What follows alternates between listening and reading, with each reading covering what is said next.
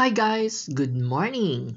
Ang project po natin for today ay itong walking short. No? Mayroon tayong fatigue na walking short. Iko-convert po natin siya into a bag, body bag. Shoulder bag ang tawag ng iba. So, ayan, dito po natin siya ikakat. No? I-flat lang natin siyang mabuti. Tapos, ikat natin siya. So, gusto natin na meron siyang bulsa sa both sides. Kaya dyan na part natin siya kinat. Ayan.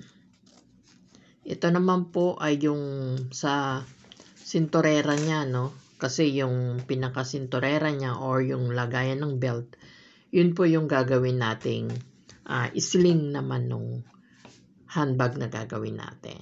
So, ayan. I-flat natin siya. Pag pantay-pantayin, kailangan pantay lahat para pag tinahi, magiging okay na siya agad. So, yan po yung pinaka dyan. Kailangan pantay lahat. No? Depende sa shape na gusto mo, dapat ayon doon sa shape na gusto mo. So, ito po, bali, ito na yung natahi na, no? Yung isang part. Ang kulang na lang po dito ay yung parang sa pinaka opening niya. Ganyan yung unang nakapin. So, palilitan ko pa po yan. Kalahati lang po niyan yung itatahi.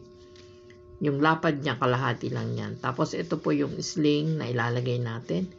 I-connect natin dyan para meron siyang sling. Siyempre, shoulder bag eh. So, ito na po yung yung final na output or result ng ating nagawa.